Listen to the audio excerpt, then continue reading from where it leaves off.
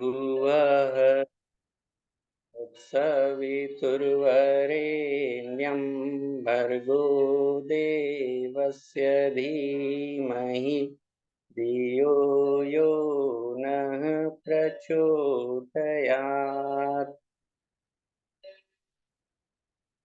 आदरणीय बाबूजी एवं कक्षा में उपस्थित सभी बंधुओं को मेरा सादर प्रणाम। आज की कक्षा का जो विषय है वो है गीता के तत्वज्ञान का सरल भाव, और इसमें आप सभी का स्वागत है।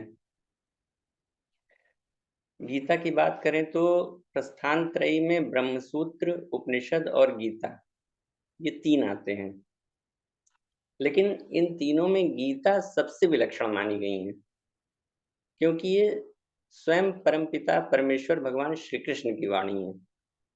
और ब्रह्मसूत्र और उपनिषद दोनों का ही सारांश कही जाती है गीता।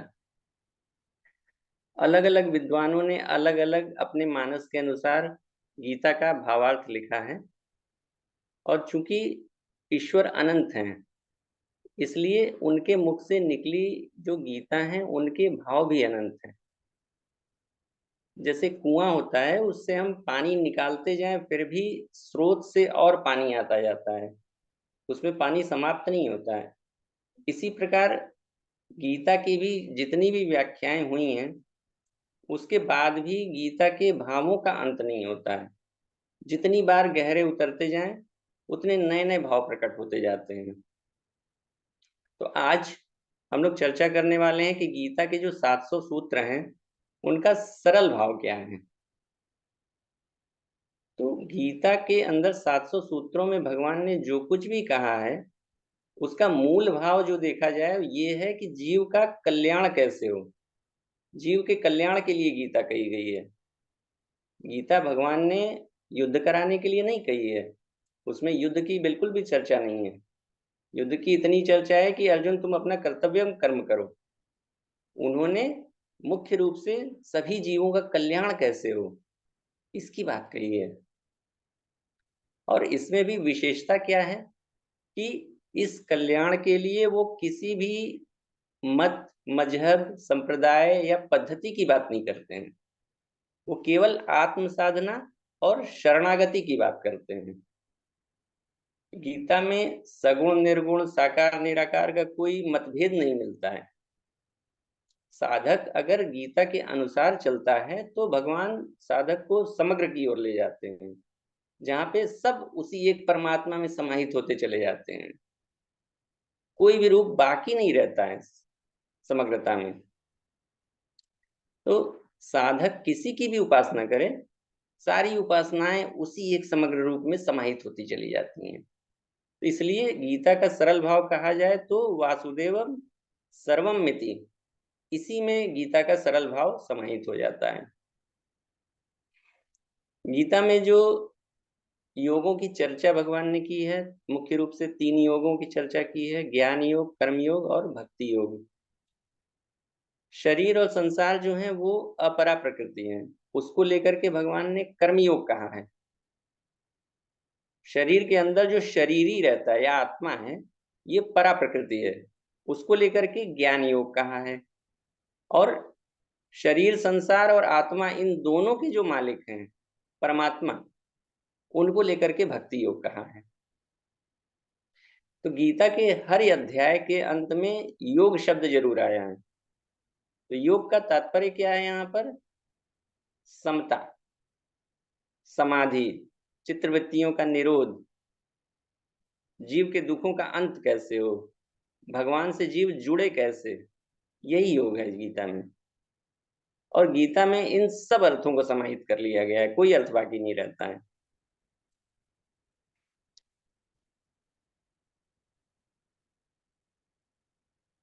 तो गीता के पहले सूत्र में चलते हैं कि पहले अध्याय का जो पहला शब्द है वो है धर्म, और अंतिम श्लोक का जो अंतिम शब्द आता है वो है मम।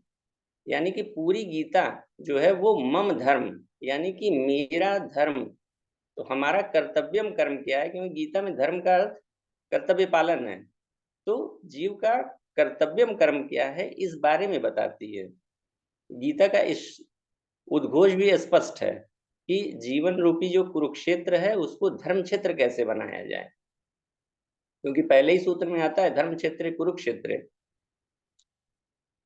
पहले अध्याय का जो नाम है वो है अर्जुन विषाद योग। विषाद का अर्थ क्या होता है? अवसाद की स्थिति, डिप्रेशन की स्थिति।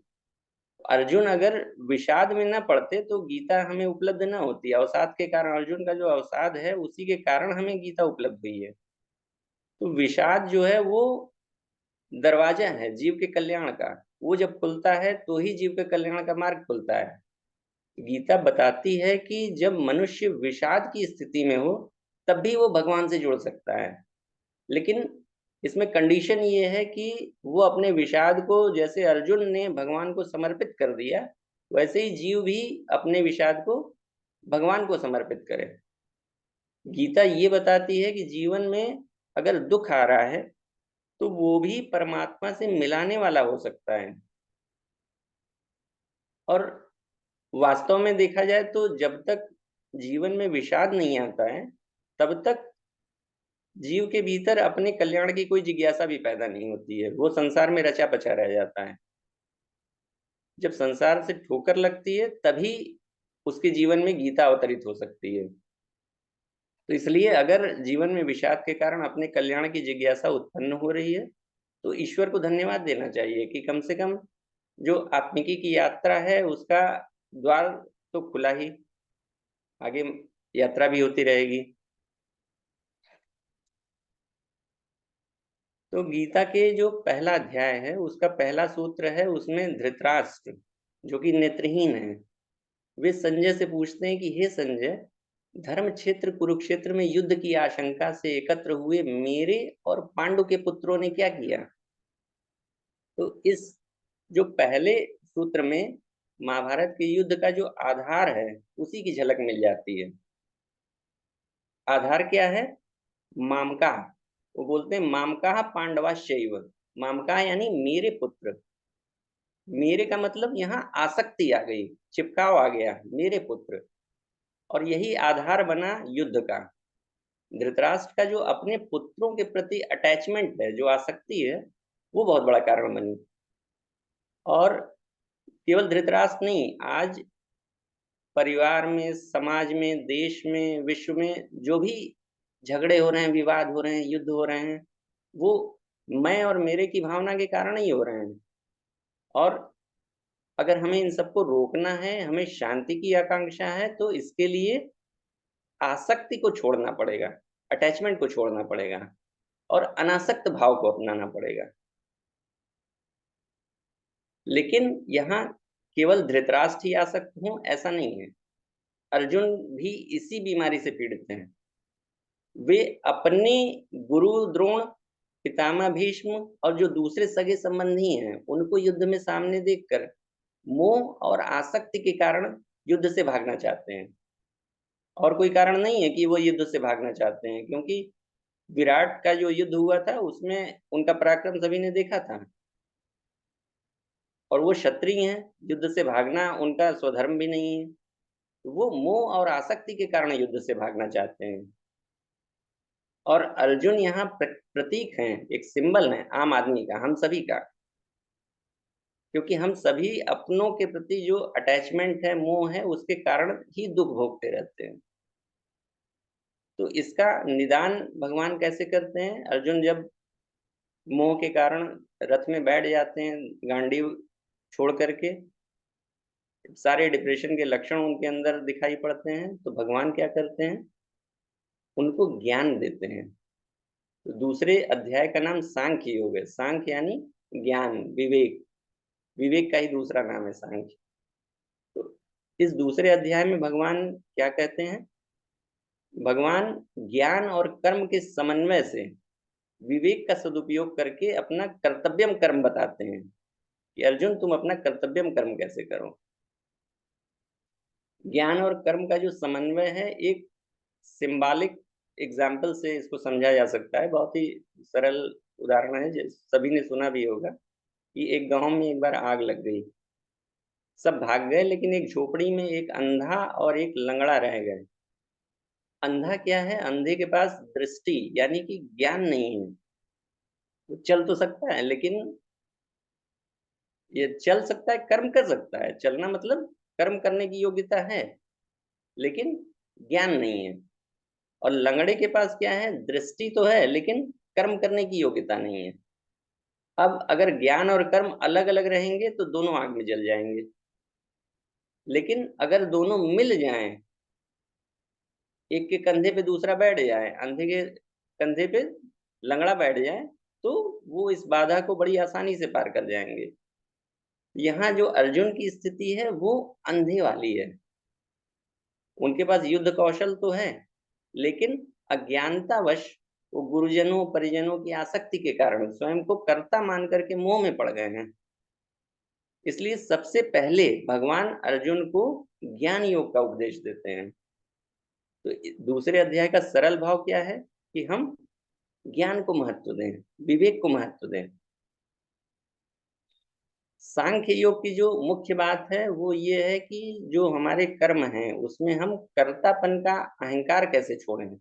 क्योंकि कोई भी कर्म हम करते हैं तो उसमें मैं कर रहा हूं ऐसा भाव आ ही जाता है। तो इस भाव को अगर हम छोड़ देते हैं तो जब करने वाला नहीं रहता, कर्म करने वाला ही नहीं बचता, तो फिर फल की इच्छा कौन करे और फल को भोगे कौन। वहीं कर्मयोग की बात करें तो पहले उसमें एक निश्चयात्मक बुद्धि द्वारा भोग संग्रह की आसक्ति को हटाया जाता है। और जब आसक्ति और फल की आकांक्षा हट जाती है तो कर्तापन स्वयं हट जाता है। तो इस तरीके से देखें तो सांख्य और कर्मयोग की प्रक्रिया जरूर अलग अलग है, लेकिन परिणाम दोनों का एक है। क्या है? निष्काम भाव की प्राप्ति, अनासक्त भाव की प्राप्ति। इसी अध्याय में भगवान समता और स्थित प्रज्ञता के लक्षणों का भी विवेचन करते हैं। इसमें भगवान स्थिर बुद्धि के लिए कामना के त्याग और संतोष को आवश्यक बताते हैं। इंद्रियां और मन का वश में होना भी स्थिर बुद्धि के लिए आवश्यक बताते हैं। और हमें जो भी प्राप्त है अगर वो हमारे लिए पर्याप्त है तो भी हमारी बुद्धि स्थिर हो सकती है।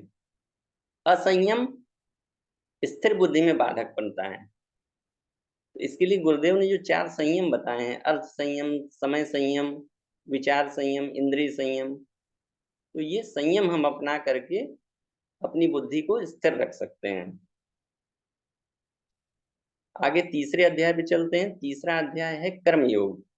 तो सबसे पहले कर्म की चर्चा कर लें, फिर कर्मयोग की चर्चा करेंगे। कर्म क्या है? एक शब्द में कहें तो जीवन ही कर्म है। जीवन और कर्म को एक दूसरे का सिनोनिम कहा जा सकता है, पर्यायवाची कहा जा सकता है। क्योंकि जब व्यक्ति नहीं रहता है, मृत्यु के बाद ही कर्म का अभाव हो सकता है। जीते जी हम कर्म का त्याग नहीं कर सकते, क्योंकि जीवन है तो लेंगे ही लेंगे। और श्वास लेना भी कर्म है, चाहे ये अनैच्छिक कर्म है। दर्शन शास्त्र का बहुत बड़ा प्रश्न है कि क्या वास्तव में हम कर्म करने के लिए स्वतंत्र हैं? हम ही कर्म कर रहे हैं या हमसे कर्म कराया जा रहा है? या वाकई कर्म हमारी इच्छा से हो रहे हैं? तो इसका उत्तर भगवान इसी अध्याय के 28वें सूत्र में देते हैं। तत्वित्तु महाबाहो गुण कर्म विभागयो गुणा गुणेषु वर्तन्ते इति मत्वा न सज्जते। गुण कर्म विभाग को तत्व से जानने वाला महापुरुष गुण ही गुणों में बरत रहे हैं ऐसा मानकर उसमें आसक्त नहीं होता है। तो यहाँ समझने वाली बात यह है कि गुण कर्म विभाग को तत्व से जानने का अर्थ क्या है। इसका अर्थ यही है कि प्रकृति के जितने भी घटक हैं सभी 3 कंपोनेंट से बने हुए हैं, सत रज और तम। चाहे मन हो, बुद्धि हो, अहंकार हो, इंद्रियां हो, उनके विषय हो, सब 3 गुणों से मिलकर के बने हैं। इसलिए हम सभी के अंदर ये 3 तत्व होते ही होते हैं, लेकिन इनमें से किसी एक तत्व की प्रधानता होती है, शेष 2 गौण होते हैं। और जिस तत्व की प्रधानता होती है उसी के अनुसार कर्म होते हैं। किसी के अंदर सत की प्रधानता है तो सात्विक कर्म करेगा, किसी के अंदर रज की प्रधानता है तो राजसी कर्म करेगा, तम की प्रधानता में तामसिक कर्म होंगे। तो प्रधानता के अनुसार ही कर्म होते हैं। इसलिए ऊपर ऊपर से तो हमें दिखाई देता है कि हम अपनी इच्छा से कर्म कर रहे हैं, लेकिन अगर तत्वदृष्टि से देखें, गहराई से देखें, तो ये पता चलता है कि इंद्रियों के जो विषय हैं, गुणों के अनुसार कर्मेंद्रियों को प्रेरित करते हैं और उसी प्रेरणा के अनुसार कर्म होता है। तो इसलिए भगवान ने कहा है कि गुण ही गुणों में बरत रहे हैं। अब कर्मयोग की बात करें तो कर्मयोग में मुख्यतः कर्म की नहीं है, योग मुख्य है। और कोई भी कर्मयोग कब बन जाता है, इसका फार्मूला दूसरे अध्याय के 48वें सूत्र में भगवान बताते हैं। समत्वम योग उच्यते, समता ही योग है। समता का मतलब क्या है? संतुलन, दो के बीच में बैलेंस, सिलेक्शन नहीं। जैसे दो के बीच में हम सिलेक्शन में पड़ जाते हैं, लेकिन ये करना क्या होता है, दो के बीच में समभाव रखना होता है। एक से राग, एक से द्वेष, ये नहीं, दोनों में साक्षी भाव, चाहे शुभ हो अशुभ हो, दोनों में। लेकिन शुभ अशुभ को समान देख पाना ये सरल बात भी नहीं है, बहुत कठिन बात है। कहना आसान होता है, लेकिन जब वास्तव में आती है सामने तो बहुत सरल नहीं होता है। लेकिन उसका उपाय भगवान ने बताया है। समता पाने का जो उपाय भगवान ने बताया है वो है फल की इच्छा का त्याग। अगर हम फल की इच्छा नहीं रखेंगे मन में, यानी निष्काम भाव से अगर कर्म करेंगे, तो हम समभाव में रह पाएंगे। इसमें एक और महत्वपूर्ण सूत्र 35वां सूत्र है। इसमें भगवान कहते हैं कि श्रेयान स्वधर्मो विगुणः पर धर्मात् स्वनुष्ठितात् स्वधर्मे निधनम श्रेय पर धर्मो भयावह। इसमें भगवान कहते हैं कि कम गुणों वाला स्वधर्म अधिक गुणों वाले पर धर्म से अच्छा है। स्वधर्म में मरना भी श्रेयस्कर है, वहीं पर धर्म को भगवान भयावह बताते हैं। गीता में धर्म का अर्थ हिंदू धर्म से नहीं है, गीता में धर्म का अर्थ कर्तव्य पालन से है। और कर्तव्य कैसे निर्धारित होता है? वर्णाश्रम व्यवस्था से। अर्जुन क्या है? वो क्षत्रिय वर्ण के हैं। उनका स्वधर्म क्या है? युद्ध करना। लेकिन वो युद्ध से क्यों भागना चाहते हैं? वो कहते हैं कि अगर ज्ञान मार्ग ही अच्छा है तो आप मुझे घोर कर्म में क्यों लगा रहे हैं, मैं ज्ञान मार्ग पे ही चला जाऊं। तो क्यों भागना चाह रहे हैं वो अपने क्षत्रिय धर्म से? मोह के कारण। तो इस अध्याय का सरल भाव ले सकते हैं कि स्वधर्म का पालन हमें करना चाहिए, दूसरे का धर्म हमारे लिए भयावह हो सकता है। और आज समाज में भी देखें तो ज्यादातर जो विसंगतियां हमें दिखाई देती हैं, वो इसी कारण कि व्यक्ति स्वधर्म का कार्य नहीं कर रहा है। मतलब जो एक अच्छा गीत गा सकता है वो आज इंजीनियर है, वो पुल बना रहा है। और जो एक अच्छा पुल बना सकता है, इंजीनियर हो सकता है, वो गीत लिख रहा है। तो न गीत अच्छे बन पा रहे हैं, न पुल अच्छे बन पा रहे हैं। तो जिसका जो स्वधर्म है, अगर वो कार्य करेगा तो बहुत ही इफिशियंसी के साथ कर पाएगा। अगले अध्याय की ओर चलते हैं। चौथे अध्याय का नाम है ज्ञान कर्म संन्यास योग। इस अध्याय में भगवान कर्म के तत्व को और गहराई से बताते हैं कि हमें कर्म अकर्म और विकर्म के तत्व को समझकर निष्काम भाव से कर्म करना चाहिए। केवल क्रिया से कर्म का स्वरूप निर्धारित नहीं किया जा सकता है, क्रिया के पीछे जो भाव होता है वही कर्म का स्वरूप निर्धारित करता है। जो भी कर्म फल की आसक्ति का त्याग करके किए जाते हैं वो बंधनकारी नहीं होते हमारे लिए। अगर हम फल की इच्छा से कार्य करेंगे तो वो हमारे लिए बंधनकारी हो जाते हैं। यहाँ भगवान सभी यज्ञों में ज्ञान यज्ञ के को श्रेष्ठ बताते हैं। ज्ञान के समान पवित्र और कुछ भी नहीं है, ऐसा बताते हैं। एक इसमें महत्वपूर्ण सूत्र मैं ले रहा हूं, 40वां सूत्र है 440। इलेक्ट्रिकल में 440 भी बड़ा इंपॉर्टेंट होता है, 440 वोल्ट। तो ये भी 440 वोल्ट ही है। अज्ञस्य अश्रद्धानस्य संशयात्मा विनश्यति। तो ये आज भी मेजॉरिटी ऑफ पीपल पे लागू होती है कि अज्ञानता तो है लेकिन साथ में श्रद्धा भी नहीं है। यानी कि स्वयं तो कुछ जाने नहीं और विद्वानों की माने नहीं, ऐसे संशय युक्त व्यक्ति का पतन सुनिश्चित है। तो ये प्रैक्टिकल दिखता है समाज में, तो इसलिए इस सूत्र को मैंने लिया है, इसकी चर्चा आवश्यक समझी। तो ज्ञान और श्रद्धा दोनों ही संशय को समाप्त करते हैं। तो इस अध्याय का सार यही ले सकते हैं कि अपने अज्ञान से जो संशय पैदा होता है उसको ज्ञान की तलवार से काट करके समता में स्थित होकर के कर्म किया जाए। इस अध्याय का भी सरल भाव समता है। 5वें अध्याय का नाम है कर्म संन्यास योग। कर्म संन्यास कहते हैं कर्म की जो वास्तविकता है उसके प्रति अवेयरनेस। और वास्तविकता क्या है कि फल की कामना ही दुख का कारण है। और जब ये अवेयरनेस हो जाती है तो कर्म एक खेल से ज्यादा कुछ नहीं रह जाता है। इसको ऐसे एग्जाम्पल से समझ सकते हैं कि जब हम लोग छोटे बच्चे थे तो खेल खेल में कंकर पत्थरों से खेलते थे, रेत और मिट्टी के घर बना लेते थे, कागज की नाव बना लेते थे। और लेकिन अब बड़े हो गए हैं तो अब हम लोग ये सब काम नहीं करते हैं। तो अगर कोई हमसे प्रश्न करे कि पहले तो आप इसमें बहुत एंजॉय करते थे, तो हम ये नहीं कहेंगे कि अब हमने ये सब करना छोड़ दिया है, हम ये कहेंगे कि ये स्वतः छूट गया। तो इसी तरह से कर्म संन्यास भी कर्म का त्याग नहीं है।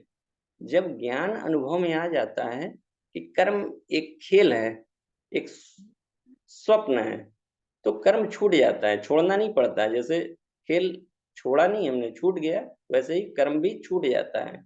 फिर एक अभिनय की तरह सारे कर्म चलते रहते हैं। तो यहाँ पे भगवान अर्जुन को बता रहे हैं कि ज्ञान योग और कर्म योग दोनों कल्याण करने वाले मार्ग हैं और दोनों का फल भी एक समान है। दोनों परमात्म प्राप्ति कराने वाले हैं। इसके बाद भी ज्ञान योग या कर्म संन्यास की अपेक्षा कर्म योग को श्रेष्ठ और सुगम बताया है भगवान ने। क्योंकि अर्जुन कर्म से भाग रहे हैं, इसलिए यहाँ पर कर्मयोग को अधिक श्रेष्ठ बताया है भगवान ने। लेकिन और कर्मयोग अगर नहीं है तो ज्ञान योग भी सिद्ध नहीं हो सकता। दोनों एक दूसरे के पूरक ही हैं। एक और इम्पॉर्टेंट सूत्र है इसमें, इसकी चर्चा कर लेते हैं। 18वां श्लोक, इसमें भगवान समदर्शी के लक्षण बता रहे हैं कि सिद्ध जो कर्मयोगी होता है वो ब्राह्मण और चांडाल में समदर्शी होता है। इसका क्या अर्थ? क्योंकि ज्ञान आप चांडाल से नहीं ले सकते, ब्राह्मण से लेना पड़ेगा, और चांडाल का कर्म ब्राह्मण नहीं कर सकता। तो समदर्शी का क्या अर्थ है? तो यहाँ पे एक आशंका कभी कभी हो जाती है, लोग भ्रम में पड़ जाते हैं कि समदर्शी और समवर्ती को एक जैसा मान लेते हैं। तो यहाँ समवर्ती की बात नहीं कही है, समदर्शी। गाय और कुत्ते और हाथी में भी जो सिद्ध पुरुष होता है, कर्मयोगी होता है, वो समदर्शी होता है। व्यवहार में समता की बात नहीं कह रहे हैं भगवान, यहाँ दृष्टिकोण की समता की बात कर रहे हैं, अंतःकरण की समता की बात कह रहे हैं। और दूसरे अध्याय में जो भगवान ने समत्वम योग उच्चते बोला था, उसी का यहाँ विस्तार कर रहे हैं। समता, समदर्शी होना है, समवर्ती नहीं होना है, क्योंकि समवर्ती होना तो वो पतन का कारण है। हम समवर्ती नहीं हो सकते, हमें समदर्शी रहना है। तो यहाँ भी सरल भाव समता ही निकल करके आता है। 6ठे अध्याय की ओर चलते हैं। आत्म संयम योग नाम है इसका। आत्म संयम का अर्थ होता है शरीर, मन, बुद्धि, इंद्रियों पर अपना नियंत्रण। अपना में यानी आत्मा का नियंत्रण। संयम यानी डिसिप्लिन के बिना तो हम भौतिक जगत में भी छोटा मोटा काम नहीं कर सकते। आध्यात्मिक यात्रा तो बहुत दूर की बात है। तो गीता और गुरुदेव दोनों ने ही संयम को अनिवार्य बताया है। संयम करना होता है किसका? मन का। मन यानी मनोमय कोश की साधना। तो इसी अध्याय में भगवान ध्यान योग की बात कर रहे हैं और गुरुदेव ने भी ध्यान को मनोमय कोश की साधना में रखा है। तो मन को वश में करने के लिए अभ्यास और वैराग्य दो की बात भगवान कर रहे हैं। और इसमें भगवान इस बात की घोषणा कर रहे हैं कि मनुष्य जैसा है उससे डिफरेंट हो सकता है। हम जैसे हैं इस समय वैसा होना एकमात्र ऑप्शन नहीं है, और भी ऑप्शंस हैं। एग्जाम्पल के लिए देखें, अगर मैं आज हिंदी भाषी हूँ तो चूंकि मैंने बचपन से हिंदी का लंबा अभ्यास किया है, मैं हिंदी भाषी हूँ। लेकिन मैं अभ्यास करके आगे अंग्रेजी भी बोल सकता हूँ। और आज मैं अगर क्रोधी स्वभाव का हूँ तो वो भी इसलिए कि बचपन से क्रोध का अभ्यास करता चला आ रहा हूँ, और नए अभ्यास से मैं शांत स्वभाव का बन सकता हूँ। इसलिए अभ्यास का जो अर्थ है बाहरी और आंतरिक परिवर्तन, बाह्य अभ्यंतर परिवर्तन। हमारे जो भी पुराने संस्कार हैं वो हमारी कंडीशनिंग है, उसको जो हम नई दिशा देते हैं वही अभ्यास कहा जाता है। इसके साथ दूसरा जो शब्द भगवान ने उपयोग किया है वैराग्य। तो यहाँ एक प्रश्न उठ सकता है कि केवल अभ्यास से बात नहीं बन सकती थी, वैराग्य क्यों जोड़ना पड़ा भगवान को? अभ्यास काफी नहीं था? तो अभ्यास की विधि भी बता सकते थे और इससे मन को वश में कर लो, लेकिन अभ्यास के साथ वैराग्य बताने के पीछे बहुत गहरा कारण है, और वो कारण है कि मन राग के कारण भागता है, और इसको वश में करना है तो राग का उल्टा है, यानी वैराग्य चाहिए। राग क्या है? राग है संसार से अटैचमेंट की यात्रा है, संसार से चिपकाव की यात्रा है, संसार की ओर की यात्रा है, टुवर्ड्स द वर्ल्ड। और वैराग्य क्या है? संसार के विपरीत, संसार से डिटैचमेंट की यात्रा है। और वैराग्य होगा तो ही अभ्यास भी हो सकता है, बिना वैराग्य के अभ्यास भी संभव नहीं है। वैराग्य अगर नहीं है तो अब अभ्यास की विधियां धरी की धरी रह जाएंगी, व्यक्ति उसका उपयोग ही नहीं करेगा। क्योंकि राग के कारण चंचलता होती है, इसलिए वैराग्य ठहराव देगा, विश्राम देगा। तो वैराग्य का अर्थ यही है कि संसार में अब कुछ भी अट्रैक्ट नहीं करता है, और हम केवल उसका गुड यूज करके उसको छोड़ देते हैं। वैराग्य का अर्थ है अगर मेरा आकर्षण अगर कुछ रह गया है तो वो स्वयं के लिए है, अपने को जानने का आकर्षण है। और आत्म संयम कैसे प्राप्त होगा? अभ्यास और वैराग्य से। यही इसका सरल भाव मैंने लिया है। 7वें अध्याय की ओर चलते हैं, इसका नाम है ज्ञान विज्ञान योग। ये संसार जो है वो परमात्मा से पैदा हुआ है, ऐसा अगर हम मानते हैं तो इसको ज्ञान कहा जाता है। और सब कुछ परमात्मा है, परमात्मा के सिवाय दूसरा कुछ है ही नहीं, ऐसा अनुभव हो जाना विज्ञान है। मानना और अनुभव हो जाना, ज्ञान विज्ञान। तो इसमें भगवान बताते हैं कि हजारों में से कुछ लोग भगवान की ओर चलना प्रारंभ करते हैं, और उसमें से बहुत थोड़े से लोग भगवान के यथार्थ रूप को जान पाते हैं। तो प्रभु की यात्रा बहुत सरल है और कठिन है, दोनों है। सरल क्यों है? क्योंकि जिसे पाने की यात्रा है उसे सदा से पाया हुआ है, ऐसा विद्वत जन कहते हैं। लेकिन इसका अनुभव एक कठिन कार्य है, वो हमेशा से हमारे भीतर अवेलेबल है। लेकिन कठिन क्यों कहा गया है? क्योंकि हम उनकी ओर हमेशा पीठ किए हुए हैं। त्रिगुणात्मक प्रकृति से मोहित होने के कारण भगवान को नहीं जान पाता है मनुष्य, क्योंकि वो तीनों गुणों से अतीत हैं। और इसका जो एकमात्र उपाय भगवान ने बताया है वो है शरणागति, केवल और केवल भगवान की शरण हो जाना।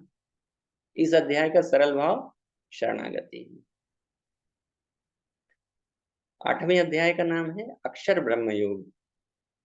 इसमें भगवान अर्जुन के 7 प्रश्नों के उत्तर में बताते हैं कि संसार में आसक्त मनुष्य भी अपने अंत काल में भगवान का स्मरण करते हुए शरीर छोड़ता है तो वो भगवान को ही प्राप्त होता है। लेकिन अगर कोई ये सोचे कि अभी संसार का चिंतन कर लें, अभी तो उम्र ही कितनी है, जब अंत समय आएगा तो भगवान का चिंतन कर लेंगे, यही गलती हो जाती है। अंत समय में चिंतन भी उसी का होगा जिसका जीवन भर चिंतन किया है, चाह करके भी परमात्मा का चिंतन नहीं हो पाएगा। तो इसलिए अंतकाल में भगवान का स्मरण हो जाए, इसका उपाय क्या बताया है भगवान ने? तस्मात् सर्वेषु कालेषु मामुनुस्मर युद्धस्य। मेरा स्मरण करते रहो हर समय, और अपनी ड्यूटी भी करते रहो, तो कल्याण हो जाएगा। जैसे बाबूजी भी कहते हैं ना कि कटिया फंसाए रहो भगवान में और संसार में उतर करके अपना काम करते रहो। तो इसका सरल भाव यही माना जाए। 9वें अध्याय का नाम है राज विद्या या ब्रह्म विद्या योग। राज विद्या यानी वो ज्ञान विज्ञान जो ये अनुभव करा दे कि एक ही परमात्मा अनंत रूपों में प्रकट हो गया है। जो इस विद्या को जान लेता है वो फिर संसार में सब तरह से बर्ताव करता रहेगा, लेकिन दृष्टि भगवान पर ही रहेगी। और इस अध्याय को कहने का जो भगवान का उद्देश्य है वो जीव को जन्म मरण के चक्र से मुक्त करके अपनी प्राप्ति कराना है। भगवान कहते हैं कि जो महात्मा निरंतर मेरा चिंतन करते हुए मेरी उपासना करते हैं उनका योगक्षेम मैं स्वयं वहन करता हूँ। तो यहाँ भगवान सभी के लिए एक बहुत सांत्वना वाली बात कहते हैं कि अगर कोई दुराचारी से दुराचारी मनुष्य भी भगवान की ओर चलने का निश्चय कर लेता है तो भगवान उसके निश्चय मात्र से उसको साधु मान लेते हैं और आश्वासन देते हैं कि भगवान के भक्त का कभी पतन नहीं होता है।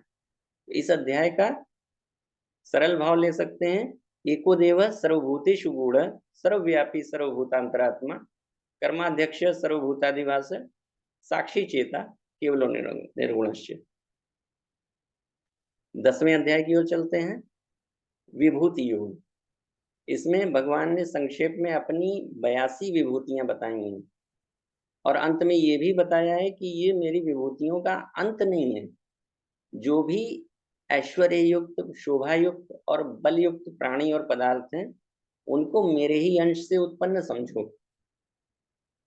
समरी क्या है कि ये संपूर्ण जगत परमात्मा के एक अंश में स्थित है, इसलिए अगर हमारी दृष्टि परमात्मा की तरफ रहे तो कोई विभूति बाकी नहीं रहेगी। गुरुदेव ने विभूति योग के 42 जो सूत्र हैं उसके लिए एक ही सूत्र दे दिया है। जो पहला सूत्र है, हम ईश्वर को सर्वव्यापी और न्यायकारी मानकर उनके अनुशासन को जीवन में उतारेंगे।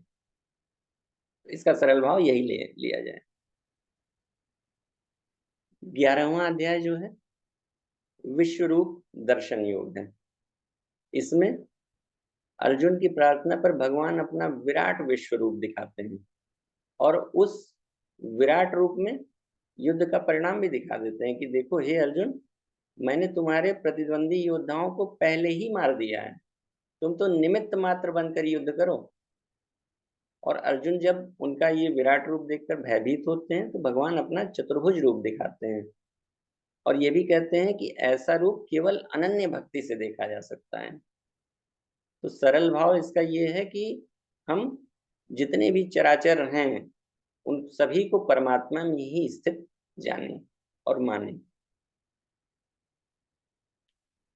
12वां अध्याय भक्ति योग है।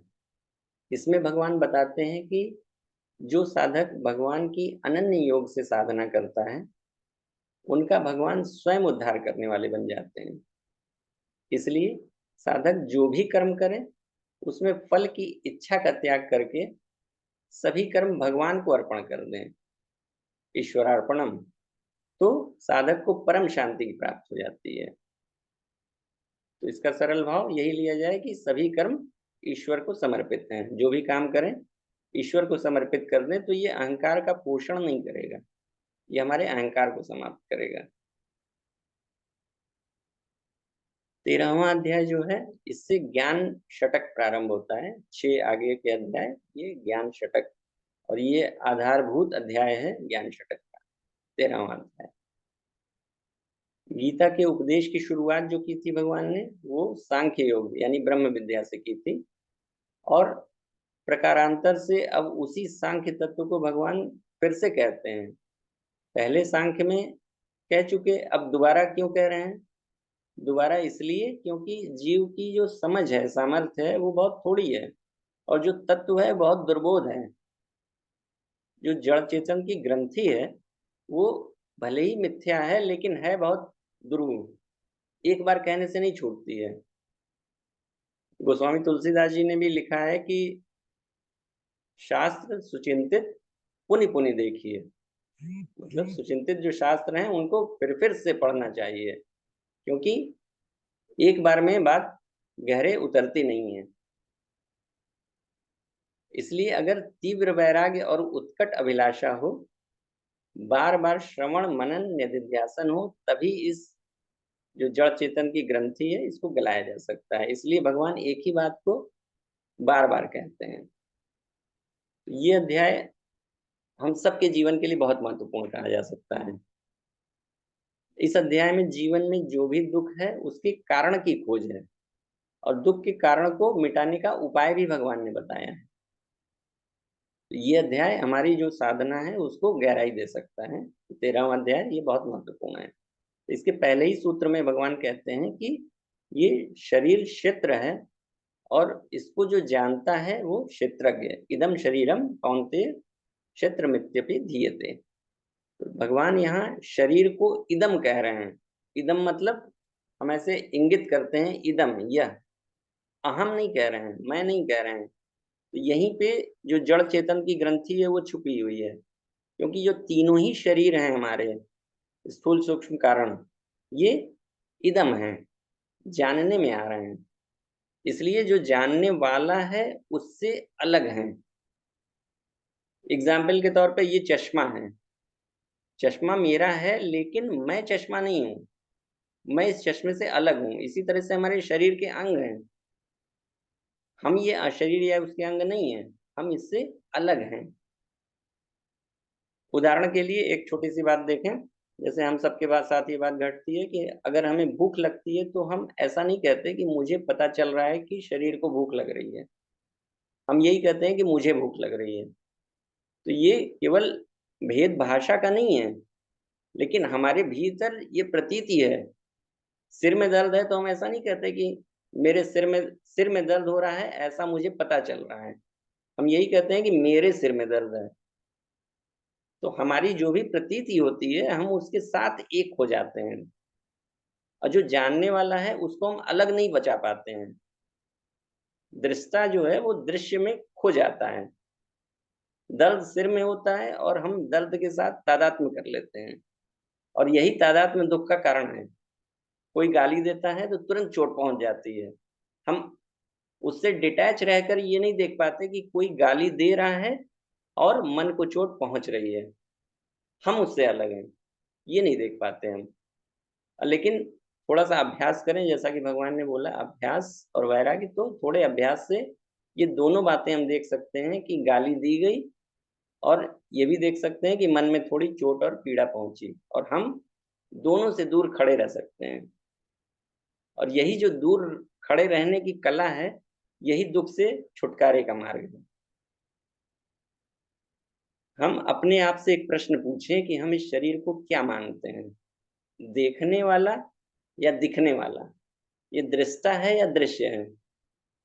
इस प्रश्न का उत्तर ही ये तय करेगा कि इस अध्याय को आगे पढ़ने की आवश्यकता है या नहीं है। इस प्रश्न के सही उत्तर में ही इस अध्याय का सार छुपा हुआ है। 14वें अध्याय की ओर चलते हैं। 14वां अध्याय है गुणत्रय विभाग योग। प्रकृति जो है वो त्रिगुणात्मक है। जीव का बंधन दो से होता है, प्रकृति से और प्रकृति के गुणों से। प्रकृति के बंधन से छूटने का मार्ग भगवान ने 13वें अध्याय में बता दिया, और 14वें अध्याय में प्रकृति के गुणों से छूटने का उपाय बताते हैं। प्रकृति के गुण कौन से हैं? सत, रज और तम। ये तीनों गुण हैं, ये जीव में देहाभिमान उत्पन्न कर देते हैं। इसमें सतोगुण जो है वो निर्मल होता है, प्रकाशक होता है, और ये सुख और ज्ञान की आसक्ति से बांधता है। ऐसा नहीं है कि सतोगुण बांधता नहीं है, बांधता सतोगुण भी है, लेकिन ये सुख और ज्ञान की आसक्ति से बांधता है। और जब विवेक बढ़ा होता है तब सत्वगुण बढ़ा होता है, और इस गुण का फल निर्मल होता है। इस गुण से ज्ञान उत्पन्न होता है। सत्गुण के बढ़े होने की अवस्था में जीव अगर शरीर छोड़ता है तो वह स्वर्ग लोक में जाता है, लेकिन वहां भी भोगना पड़ता है, स्वर्ग को भी भोगना पड़ता है। और भोग, अ, चाहे हम स्वर्ग को ही भोग रहे हों, भोग का फल अवश्य मिलता है, पुनर्जन्म अवश्य मिलता है। रजोगुण राग स्वरूप होता है, ये कर्मों की आसक्ति से बांधता है। रजोगुण व्यक्ति हमेशा कर्म करने के लिए भागता रहता है, और इसके बढ़ने पर लोभ उत्पन्न होता है, कर्मों का आरंभ, अशांति, ये सब प्रवृत्तियां पैदा होती हैं, और इस कर्म का फल दुख होता है। क्योंकि हम भोग संग्रह कितना भी एकत्रित कर लें, ये हमें लगता है कि आज सुख दे रहे हैं, लेकिन अंततः वो दुख का कारण बनते हैं। ये रजोगुण उस भाई अवस्था में। साहब, भाई साहब प्रणाम। एक्चुअली में निवेदन है कि अनिल जी भाई साहब बीच में कुछ टेक्निकल कारण से लेफ्ट हो गए थे, तो जुड़ चुके जी, हैं। तो इसमें जो है इसमें एक ये कर सकते हैं हम लोग कि आगे के अध्यायों की चर्चा अगर अनिल जी कर लेंगे तो जो है कि दोनों हमें लाभ मिल जाएगा। मैंने भैया ऐसा ही अनुरोध सर से किया था, क्योंकि सर अच्छा। का तत्व ज्ञान काफी गहन है। तो लेकिन रात्रि में उनका आदेश आया कि वे वे ऐसा चाहते हैं, यदि जीव रजोगुण बढ़े होने की अवस्था में शरीर छोड़ता है तो वो उसका जन्म मृत्यु लोक में होता है। तमोगुण अज्ञान से उत्पन्न होता है और ये आलस्य और प्रमाद से बांधता है। इसका फल मूढ़ता है। तमोगुण के बढ़ होने की अवस्था में यदि जीव शरीर छोड़ता है तो वो अधोगति में जाता है।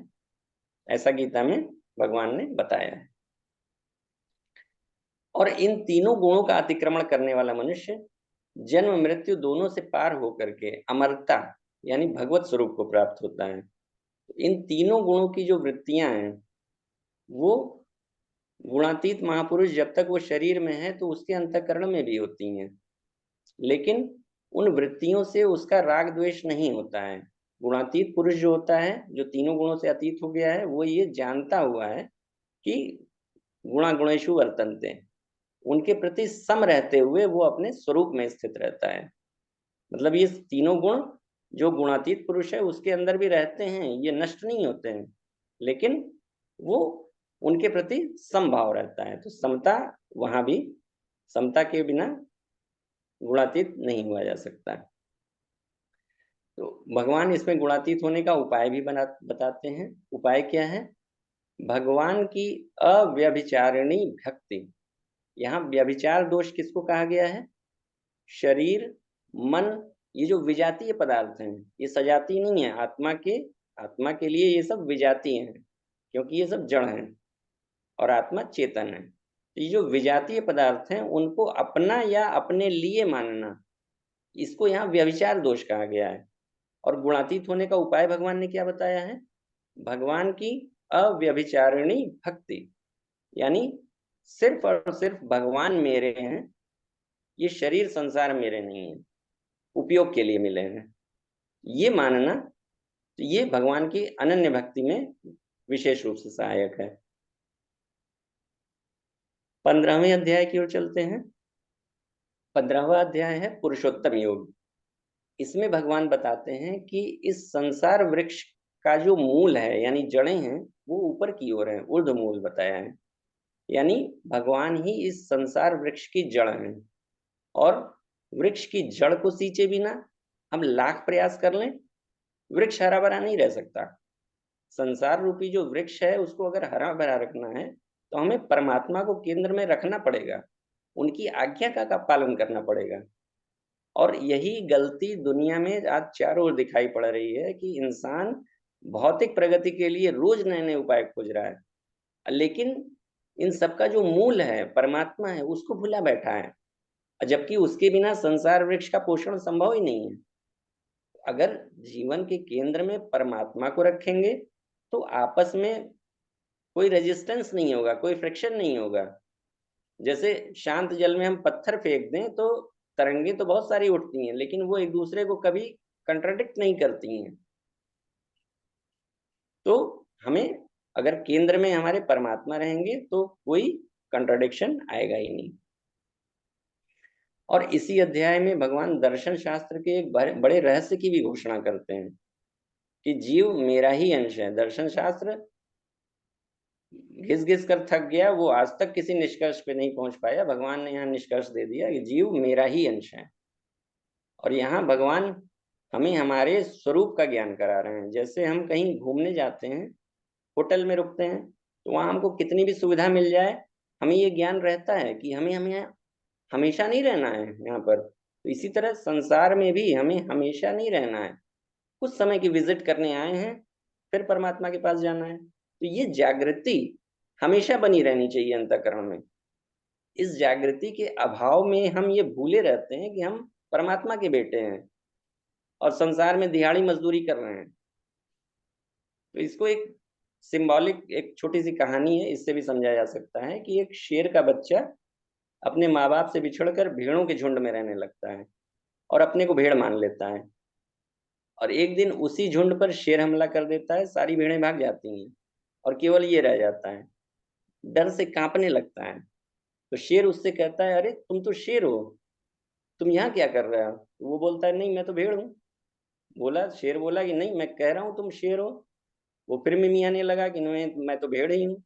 फिर शेर ने क्या किया, उसको पकड़ करके एक तालाब के पास ले गया, पानी में दोनों की शक्ल दिखाई, फिर दहाड़ कर बोला कि तुम भी करो, कर सकते हो। एक दो बार कोशिश करता है और जिंदगी में पहली बार दहाड़ता है, तो उसको अपने स्वरूप का बोध हो जाता है। तो ये कहानी तो सिंबॉलिक है, लेकिन हम सबकी दशा भी शेर के बच्चे जैसी ही है। हमें भी परमात्म तत्व प्राप्त है, दाढ़ी मूछ गर्जना सब हमारे पास पहले से है, कहीं बाहर से नहीं लानी है, लेकिन हम उसका अनुभव नहीं कर पा रहे हैं। तो पांचों कोशों की साधना इसीलिए बताई गई है कि अंतःकरण शुद्ध हो जाने पर परमात्म तत्व का अनुभव हो जाएगा। 16वें अध्याय की ओर चलते हैं। 16वां अध्याय है देवासुर संपद विभाग योग। पिछले अध्याय में भगवान ये घोषणा तो कर देते हैं कि हम सिंह शावक हैं, लेकिन हम अपनी ओर देखते हैं तो ऐसा लगता नहीं है, ना आचार से न विचार से, बल्कि काम क्रोध लोभ मोह के कीचड़ से सने हुए एक गीदड़ जैसा एहसास होता है।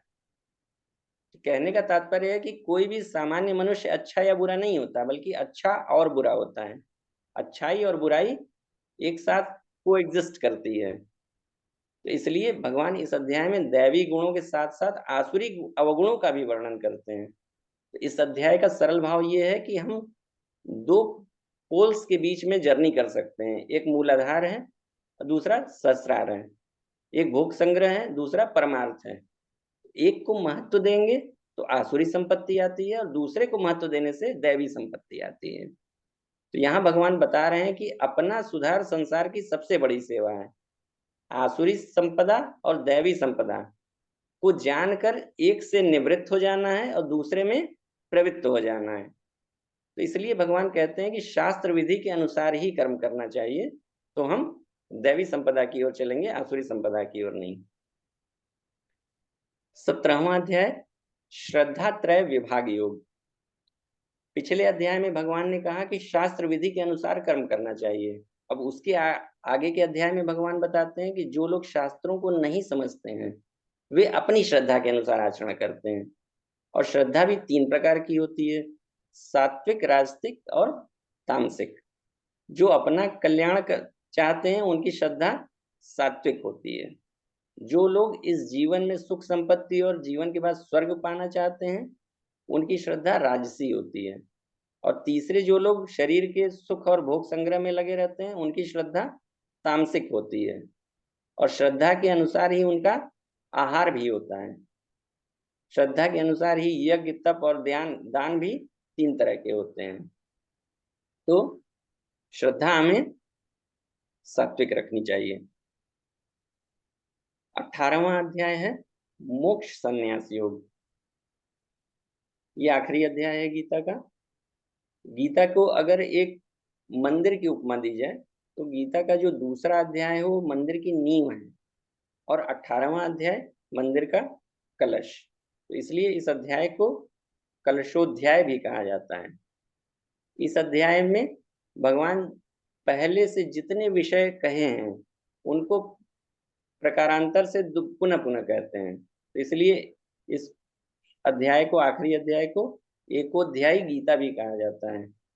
और गीता का जो पहला श्लोक है उसी से गीता की पूरी डायरेक्शन का अनुमान हो जाता है। गीता की शुरुआत किससे हुई थी? धर्म क्षेत्र और कुरुक्षेत्र से, यानी जीवन रूपी युद्ध में मेरा कर्तव्य रूपी धर्म क्या है। इसके लिए भगवान गीता के ढेर सारे मार्गों का वर्णन करते हुए अंत में सब योगों का समन्वय कर देते हैं और सबसे गूढ़ योग क्या है? भगवान की शरणागति, शरणागति योग तक ले जाते हैं। गीता के अनुसार बिना किसी भेदभाव के जीव मात्र का मोक्ष में अधिकार है। और इसको प्राप्त करने के लिए मनुष्य को पूरी योग्यता और पूरी सामर्थ्य बीज रूप में भगवान ने दिया है। अब बीज डेवलप हो सकता है, लेकिन उसको हमें उपयुक्त खाद, पानी, सूर्य का प्रकाश, सब भूमि उपलब्ध करानी होगी, अन्यथा बीज नष्ट भी हो सकता है। तो लेकिन गीता का जो असली मंतव्य है वो मोक्ष नहीं है। मोक्ष तो मनुष्य जन्म का बेयर मिनिमम राइट है, मिलना ही मिलना है। जैसे कि बाबूजी कहते हैं कि एक दिन हर खटमल भी ब्रह्मा बनेगा। तो गीता की जो पुकार है वो भगवान के हृदय की पुकार है, और वो हम सब जीवों के लिए मोक्ष के बाद जो पांचवा पुरुषार्थ है, प्रेम बांटना, उसके लिए है। और इसी बात की घोषणा की ओर आखिरी अध्याय में ले जाता है। तो इस तरीके से गीता के 18वां अध्याय का सरल भाव सरल भाषा में बताने का प्रयास किया। इसमें कहीं कोई त्रुटि हो तो क्षमा करेंगे। और अमन भैया इसको कंक्लूड भी करें, और आगे हम लोग बाबूजी से आशीर्वाद भी लेंगे। अमन भैया।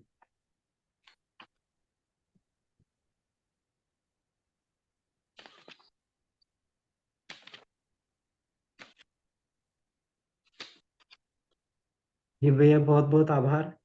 तो कंक्लूड का तो ये है भैया, जितना आपका गीता का ज्ञान है, आपने जो निरंतर स्वाध्याय किया है, तो मुझे नहीं लगता इसमें कंक्लूजन के लिए कुछ बचता है। तो अब तो हम निवेदन यही है, क्योंकि गीता संबंधित बहुत सारे प्रश्न हम लोग के होते हैं।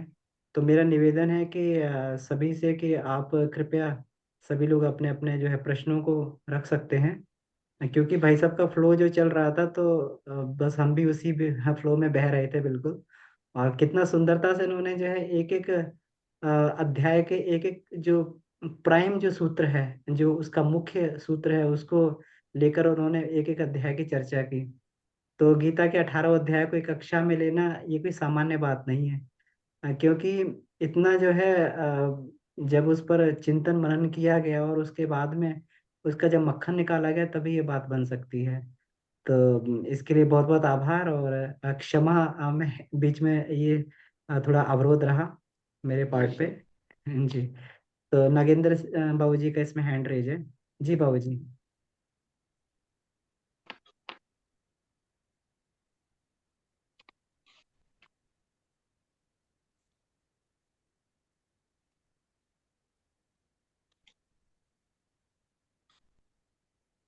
जी बाबूजी, अपने आप को अनम्यूट कर लीजिए।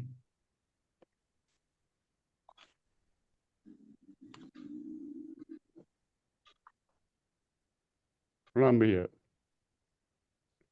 जी बाबूजी प्रणाम। अ, भैया, आपने जिस सहज रूप में इसका वर्णन किया है, मैं आपको हृदय से धन्यवाद देता हूँ, क्योंकि मुझे लगता है कि पहली बार मुझे गीता का इस तरह अच्छा ज्ञान प्राप्त हुआ है। अ, इसको कैसे आपने प्राप्त किया है, कृपया आप मुझे थोड़ा आलोकित करें कि मैं समझ सकूं, और मैं आगे से इस दिशा में प्रयत्न इस तरह कर पाऊं कि मैं कुछ थोड़ा बहुत जो आपने ज्ञान दिया है उसको समझ सकूं। बहुत बहुत धन्यवाद आपको। बाबूजी प्रणाम। मैंने इसका स्वाध्याय के लिए कई पुस्तकें रेफर की, तो मुझे सबसे अच्छी जो टीका मिली वो परम पूज्य स्वामी रामसुख दास जी की मिली। उनका मैंने अध्ययन किया, और उससे जो भैया ने कहा कि प्रेम निकालने का जो प्रयास किया मैंने, तो वो यही है। ये शब्द तो मूलतः भगवान के हैं, और व्याख्या परम पूज्य स्वामी रामसुख दास जी की है।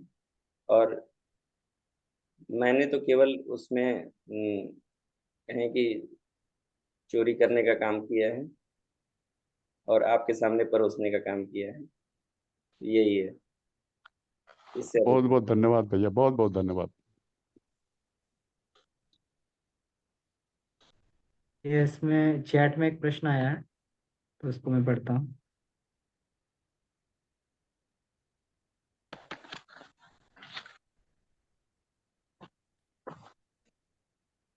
प्रणाम भैया जी। अपने 15वें अध्याय में संसार वृक्ष, अश्वत्थ वृक्ष के बारे में बताया है, कृपया एक बार उसे साझा करें। जी भाई साहब। संसार वृक्ष के बारे में जो भगवान ने बात कही है वो ये है कि वृक्ष आमतौर पर उसकी जड़ें नीचे की ओर होती हैं, लेकिन यहाँ जो प्रतीक भगवान ने बताया है उल्ड मूल, यानी जिसका मूल ऊपर की ओर है, ऊपर यानी सहस्त्रार, सहस्त्रार यानी परमात्मा का निवास स्थान।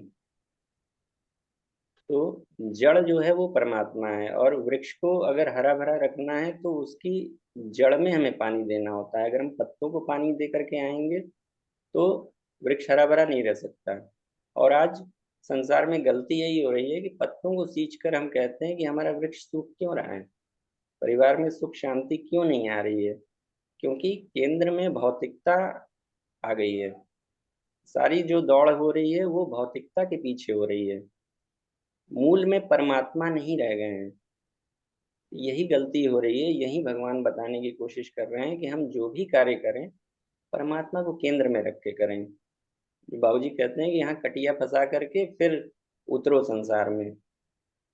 फायर फाइटर जैसे उतरता है कि ऊपर से केबल फंसाए रहता है तब संसार में उतरता है। तो हम जो भी कार्य करें अगर केंद्र में परमात्मा है तो फिर कहीं कोई दिक्कत नहीं आएगी। चाहे हम अपने सगे संबंधियों से व्यवहार करें, उनको उनके भीतर भी परमात्मा देखें। तो गुरुदेव ने भी एक ही सूत्र में बात कह दी है।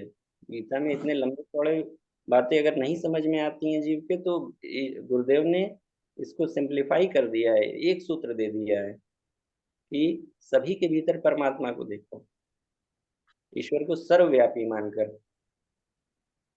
तो मैंने यही भाव पाया है कि मूल में यदि परमात्मा रहेंगे तो कहीं कोई समस्या नहीं आएगी।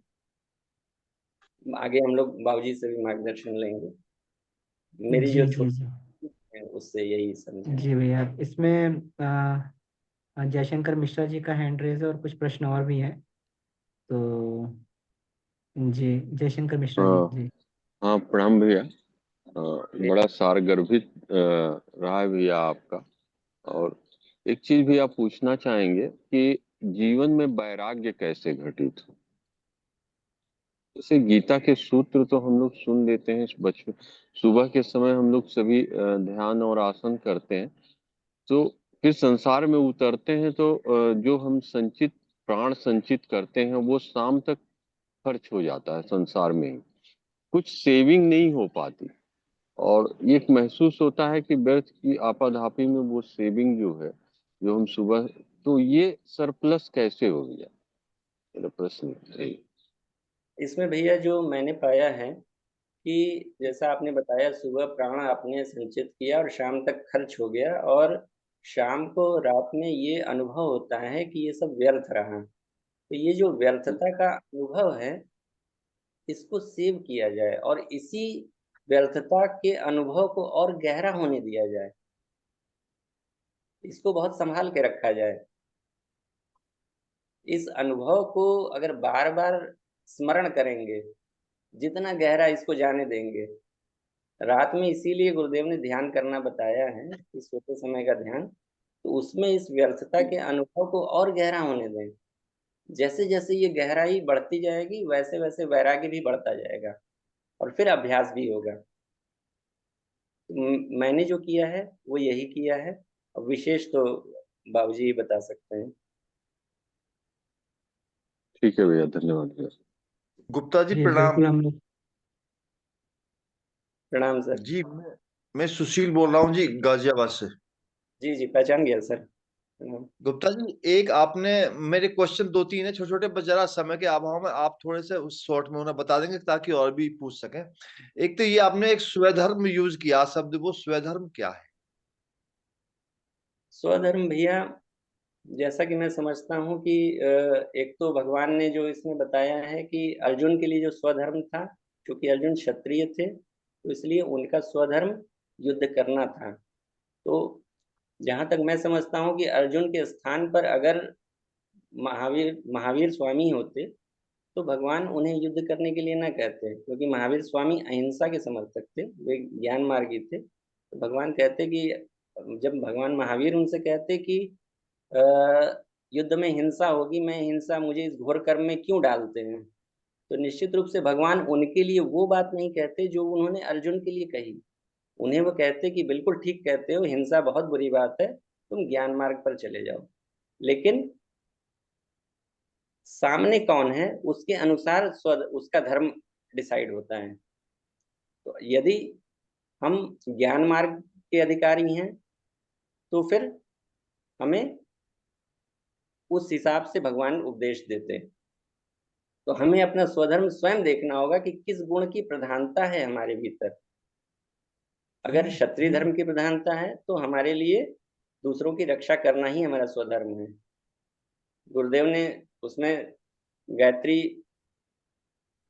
के जो जितने भी सूत्र बताए हैं स्मृति सारे अक्षरों, तो उसमें तत्, स, वि और तू, इन चारों में, चारों जो हमारे वर्ण हैं उनके क्या क्या डेफिनेशंस हैं और उनकी क्या क्या ड्यूटीज हैं वो बता देंगे। तो हमें अपने आप को उन सूत्रों में रख के देखना होगा कि हम किस सूत्र के लिए फिट बैठते हैं, तो वही हमारा स्वधर्म है। जी तो मेरी समझ से है, विशेष तो बाबू एक आपने वर्ड यूज किया था, समवर्ती। जी, जी क्या है वो? समवर्ती का मतलब व्यवहार, व्यवहार की समता वो पतनकारी है। जैसे दूध हम गाय का ही पी सकते हैं, कुतिया का दूध नहीं पी सकते। तो इसलिए समवर्ती, व्यवहार की समता नहीं, अंतःकरण में समता होनी चाहिए कि जो गाय के भीतर जो परमात्मा बैठा है वही परमात्मा एक कुतिया के भीतर भी बैठा है। हाथी सवारी हाथी की कर सकते हैं, कुतिया की नहीं कर सकते। तो ये समवर्ती नहीं हो सकते, व्यवहार की समता नहीं बल्कि अंतःकरण की समता। तो ये है। सर आपने एक शब्द और भी यूज किया, समदर्शी और समवर्ती। सॉरी, हाँ समदर्शी भी किया था कि ये जो सब में भगवान को देखना यही समदर्शी है ना? जी जी जी, समदर्शिता यही है कि हम सबके भीतर भगवान को देखें, लेकिन व्यवहार में व्यवहार अलग अलग होंगे सब, सबके बस अब प्रति। मेरा एक लास्ट क्वेश्चन है कि ये जो स्वामी राम सुखदास जी की जो गीता आप बता रहे हैं, ये साधक मंजरी मंजूषा साधक क्या है? साधक संजीवनी। संजीवनी, साधक संजीवनी। जी जी, बहुत बहुत धन्यवाद भाई साहब आपका। गुप्ता जी बहुत बहुत धन्यवाद, आभार सर आपका, थैंक यू। जी गोयल जी भाई साहब। जी भैया प्रणाम। भाई साहब जी ये भाई जो साहब प्रणाम। शुरू में और लास्ट में भी ये चीज आता है और राम सुखदास जी की पुस्तक में भी बार बार आता है कि सब कुछ परमात्मा को अर्पण करो, मेरापन त्याग दो, आसक्ति ना करो। तो भाई साहब इंटरेस्ट और आसक्ति, जैसे किसी में इंटरेस्ट लेना, कोई भौतिकता में, चाहे सांसारिकता में, चाहे स्वाध्याय में, चाहे वैराग्य में, जब तक हम इंटरेस्ट नहीं लेते हैं, चपकते नहीं हैं, तब तक उसको प्राप्त नहीं करते हैं। तो सांसारिकता और भौतिकता में तो चपक जाते हैं प्राप्त होने पे, लेकिन स्वाध्याय में जब हम इंटरेस्ट लेते हैं, बहुत दिनों से प्रयास में है, वो चीज नहीं महसूस होती कि उससे चिपकाव क्यों नहीं हो रहा। तो ये क्या इंटरेस्ट और चिपकाव एक चीज है या इसको दूसरे दृष्टिकोण से देखा जाए? इसको राग से जोड़कर देख सकते हैं भैया। हमारा राग किसके प्रति है? राग यदि ईश्वर के प्रति होगा तो हम स्वाध्याय की ओर निश्चित रूप से चिपकेंगे। हमारा राग हमें अपने अंदर खोजना पड़ेगा कि हमारा राग किसके प्रति है। तो इसलिए संसार से अगर वैराग्य नहीं है तो दोनों नहीं मिल सकते। इसीलिए निश्चयात्मक बुद्धि की बात कही है भगवान ने कि एक दिशा वाली बुद्धि होनी चाहिए। तो हमारी जो बुद्धि होती है वो बहुत शाखाओं वाली होती है कि हम थोड़ा ये भी पाल लें, थोड़ा माया भी पाल लें, थोड़ा राम को भी पाल लें। तो थोड़ा थोड़ा नहीं मिलता, क्योंकि हम भगवान की ओर विमुखता है। वो एक सूत्र में कहा गया है ना कि या निशा सर्वभूता नाम तस्याम जागृति संयमी। और जी जी जो सांसारिक व्यक्तियों के लिए दिन है वहां वो मुनियों के लिए रात कही गई है। तो हमें ये देखना होगा कि हमारी दृष्टि किसकी ओर है। दृष्टि यदि परमात्मा की ओर है तो संसार से विमुखता होगी ही होगी, क्योंकि दोनों एक दूसरे के विपरीत हैं। दोनों में सजातीयता नहीं है, विजाती हैं। जड़ की ओर जी। जाएंगे, चेतन से विमुखता रहेगी। विमुखता तो यदि इसके लिए प्रयास, इसके लिए कैसे किया जाए कि विमुखता हो ज्यादा से ज्यादा? लगता तो है कि हो रहा है, लेकिन पूरी तरह नहीं हो रहा जो निरर्थकता का भाव है उसको प्रबल होने दें, है। जी। उसको और गहरा होने दें। कोई भी चीज बहुत आकर्षित करती है तो उसकी एक एक्सरे डाल करके देखें कि वो कितने दिन हमारे पास रहने वाली है। जी। सार्थकता क्या है उसकी? क्या जी। उसको हम अपने साथ ले जा पाएंगे? ऐसी संपदा जो हम अपने साथ नहीं ले जा सकते वो निरर्थक ही है।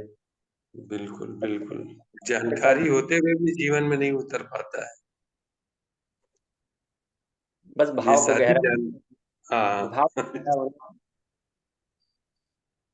भाव जैसे जैसे गहरा होता जाएगा वो चीज अपने आप आती जाएगी। तो जी भाई। गहरा भाव को जब भी हो उसको पकड़ करके अंतःकरण में सुरक्षित रखें और गहरा होने दें। जी भाई साहब, प्रणाम। जी वैसे चैट में कुछ प्रश्न है, इनको देख लेते हैं एक बार।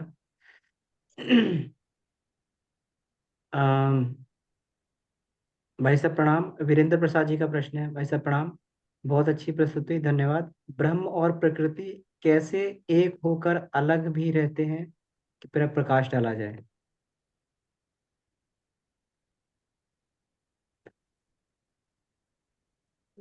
शंकराचार्य का जो अद्वैत दर्शन है उसमें इन्होंने काफी इस पर प्रकाश डाला है, और शंकराचार्य का जो अद्वैत दर्शन है वो भी गीता में समाहित हो जाता है। और जैसा कि भगवान ने विराट रूप दर्शन में ये दिखा ही दिया कि ये सभी मनुष्य, सभी जीव जंतु, पूरा संसार ही उनके भीतर समाहित है, तो इसलिए इनको अलग अलग करके देखना भी उचित नहीं है। अगर हम गीता जी के माध्यम से देखते हैं तो संसार और परमात्मा में कोई भेद नहीं है। संसार वस्तुतः परमात्मा के एक अंश के भीतर ही स्थित है, ऐसा भगवान ने दिखाया है, और यही हमें मानना भी चाहिए। और तत्वदर्शी महापुरुषों ने यही बात अनुभव से भी बताई है, तो हमें उनके अनुभव का भी सम्मान करना है और भगवान की वाणी को तो मानना ही मानना है। तो इसलिए चाहे भगवान की वाणी को मान लें या अपने तप से जान लें, या दूसरों विद्वानों ने जो अपने तप से जाना है उनमें श्रद्धा रख लें। तो अज्ञस्य अश्रद्धानस्य संशयात्मा विनश्यति, इसलिए संशय नहीं रखना है। तो अगर हमें ज्ञान नहीं है तो हमें श्रद्धा रख लेनी है। तो मुझे ज्ञान तो नहीं है, इसलिए मैं श्रद्धा रख लेता हूँ कि भगवान की वाणी है और तत्वदर्शी महापुरुषों ने ये बताया है, तो श्रद्धा यहाँ काम करेगी। जी भैया धन्यवाद। योगिनी मीनू जी का प्रश्न ये है कि भैया कृपया यह बताएं कि भगवान महावीर ज्ञान मार्गी थे तो उन्होंने जैन दर्शन में वेद की प्रामाणिकता को नकारा क्यों।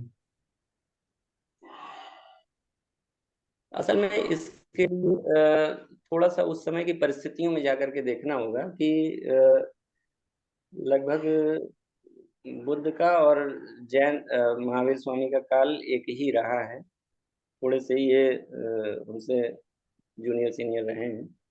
तो उस समय क्या था कि वेदों में कर्मकांडों की बहुत अधिकता हो गई थी, और उसके कारण बहुत सारी विसंगतियां, कुरीतियां समाज में हावी हो गई थी। तो उस समय के काल को, अगर देश काल काल और परिस्थिति को देखेंगे तो उस समय ये आवश्यक हो गया था कि जो वेदों की आड़ में जो तमाम कुरीतियां, बलि प्रथाएं, ये सब चल पड़ी थी, तो इसलिए एक नवीन मार्ग लाना आवश्यक था। तो इसलिए वो अहिंसा के मार्ग को लेकर के आए।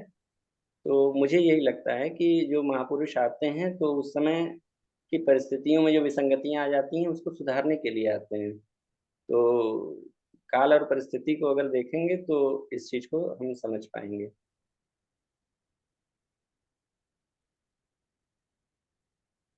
जी भाई साहब, बहुत बहुत आभार। इसमें और भी किन्हीं के कोई प्रश्न हो तो अपना हैंड रेज कर सकते हैं।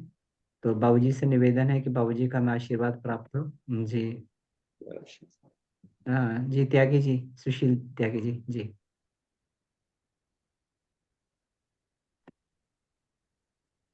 जी। अब गुप्ता जी, मेरा क्वेश्चन रह गया था, मैंने इसलिए ज्यादा नहीं पूछा कि मैं औरों को समय दूं।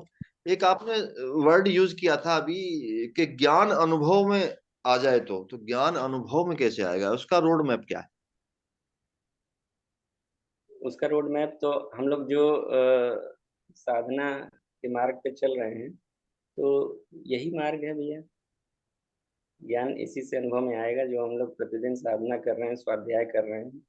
तो और जीवन में जो युद्ध कर रहे हैं प्रतिदिन, तो जो प्रतिदिन के हमारे अनुभव हैं, उस ज्ञान जो भी हम स्वाध्याय कर रहे हैं, तो उसका जो हम एप्लीकेशन करेंगे, तो रोज दिन प्रतिदिन कुछ ना कुछ अनुभव जो हमें प्राप्त होगा। तो वही जब गहरा होता जाएगा, तो मुझे अभी तक तो जो मैंने अनुभव किया है वही है। जो बाकी ज्ञान अवतरित होता है वो तो एक अलग ही स्टेज है। तो अभी तो साधक स्थिति में ही है हम लोग। बाबूजी सिद्ध स्थिति में हैं, तो वो बेहतर बता सकते हैं इसके बारे में। तो अच्छा, अभी तो हम अभी आपने ये बताया था कि यदि ज्ञान नहीं है तो श्रद्धा पक्ष को मजबूत करना पड़ेगा। और मैं आपने खुद के लिए कहा था कि मैं भी श्रद्धा को इम्प्रूव करने का प्रयास करता हूँ, या श्रद्धा को बलवर्ती बनाने का प्रयास करता हूँ। क्या ज्ञान होने पे श्रद्धा को त्याग देना पड़ेगा फिर? ज्ञान होने पे तो श्रद्धा और मजबूत हो जाती है कि जो हमने श्रद्धा की थी, ज्ञान उससे अलग नहीं होगी, क्योंकि सत्य तो एक ही है ना भैया। तो जिन्होंने भी एकम सत्य विप्रा बहुधा वदंती, सत्य तो एक ही है। चाहे किसी भी मार्ग से अगर हम सत्य के मार्ग पे चलेंगे, तो सत्य एक ही मिलेगा। जैसे भगवान ने भी कहा है कि यही ज्ञान मैंने सूर्य को दिया था, फिर इक्ष्वाकु को दिया, फिर परंपरा से तमाम ऋषियों ने आगे पास करते गए। तो ज्ञान एक ही है, बस वो देश काल परिस्थिति के अनुसार बस भाषा का विभेद हो जाता है। क्योंकि अगर चाहे हम बुद्ध की बात देखें, महावीर की बात देखें, नानक की बात देखें, कबीर की बात देखें, तो सत्य एक ही है, बस भेद भाषा का है। गहराई में जाकर के देखेंगे तो सत्य एक ही मिलेगा। और हम लोग चूंकि थोड़ा सा गहराई में नहीं जाते, अगर मोहम्मद साहब की भी बातों को गहराई से देखेंगे, तो वो भी अनगढ़ तरीके से उन्होंने जरूर बात कही है, लेकिन उनकी भी काल और परिस्थिति को देखेंगे तो सत्य उनका भी वही है। ये तो उनके फॉलोअर्स ने उसको जो है थोड़ा सा दूसरे रूप में ले लिया है, शाब्दिक रूप में ले लिया है, नहीं तो भाव उनका भी, सबका सत्य का भाव तो एक ही है। अच्छा, आप स्वधर्म में अभी अर्जुन के बारे में बताया था कि वो वर्ण व्यवस्था के अनुसार भगवान ने उनको अपना काम करने के लिए बोला है। तो वर्ण व्यवस्था क्या ये वही है मनुस्मृति वाली? अब जहाँ तक ये शास्त्रों में दिया है, और भगवान ने भी गीता में कहा है कि चातुर्वर्णम मया सृष्टम गुण कर्म विभागशः। तो मैं तो भगवान की वाणी को ही लेकर के चलूंगा कि भगवान जब स्वयं कर रहे हैं कि चारों वर्णों की रचना मैंने ही की है, और कैसे की है, जन्म से नहीं की है, गुण कर्म विभाग से की है। तो ये उनका गुण और कर्म क्षत्रिय का था, तो इसलिए उनके लिए युद्ध ही श्रेयस्कर था। तो भगवान ने इसलिए उन्हें अपना स्वधर्म निभाने की ओर आगे बढ़ाया। गुप्ता जी, ऐसा ऐसा होता तो नहीं है, कर्ण भी तो उनके साथ ही रह रहा था ना भगवान की, परंतु बात वो वही छत्री वो सूद वाली आ गई थी, शूद्र वाली, उनसे बेचारे कहीं उन्होंने प्रमोट ही नहीं किया था। कहा तो है भगवान ने, खैर जैसा आप कह रहे हैं, या हम उसको इंटरप्रेट कर लेते हैं। कर्ण के बारे में तो ये था कि कर्ण चूंकि अपना स्वधर्म शुरू से उन्होंने, क्षत्रिय तो थे, लेकिन उनकी, मुझे लगता है कि जो उनकी संगति थी, विवेक को उन्होंने महत्व नहीं दिया। उनको गलत का साथ, सही और गलत हम क्या कर रहे हैं ये जरूर, जैसे सभा में वो भी बैठे थे जब द्रौपदी का वो चीड़हरण बात हुए अलग तो। थी, वो बात अलग थी, उन्होंने क्या क्या क्या नहीं किया। पर मैं कह रहा हूँ सूद पुत्र तो उसको कई बार इंडिकेट किया गया ना। और अच्छा, भगवान ने, दूसरी बात है अच्छा जी जी। जी वो भगवान ने कभी नहीं किया, वो नहीं, तो भगवान बाकी भगवान तो हम तो जानते थे। कह रहे हैं यहाँ पर। हम्म। प्रामाणिक तो भगवान की ही वाणी है, बाकियों की वाणी प्रामाणिक नहीं मानी जा सकती। जी ठीक है सर, ठीक है गुप्ता जी, प्रणाम सर। तो अमन भैया 10-12 मिनट हैं, हम लोग बाबूजी का आशीर्वाद भी जी लेंगे। बिल्कुल बिल्कुल, बाबूजी स्क्रीन पे हैं जी। जी बाबूजी। हाँ जी, प्रणाम अश्विनी जी को, अमन जी को, सभी पार्टिसिपेंट्स को। इसमें देखिए, अभी जो ज्वलन थी, हम चाहेंगे कि हमारे साथ डिबेट में रहें प्रोफेसर अनिल त्रिवेदी जी भी, तो हम उनके भी अनुभवों को देखिए। इनके अश्विनी जी की इससे हमें प्रेरणा मिलती है कि हम में जितने भी रिसर्च स्कॉलर हैं, हर कोई अध्ययन करे और अपने मनोभूमि के आधार पर मनन चिंतन करके कोई निष्कर्ष पहुंचे, ताकि खुद की शोध बुद्धि बढ़ती रहनी चाहिए। और अनंता वही वेदा के अनुसार हम लें तो हर शब्द में अपने रुचि के अनुसार साधक अपना अर्थ लेता है, और यदि वो जीवन के उत्कर्ष में सहायक है तो वो सभी सत्य है, तो सापेक्ष सत्य पर चला जाता है। इसलिए ढेर सारे भाष्यकार हो जाते हैं।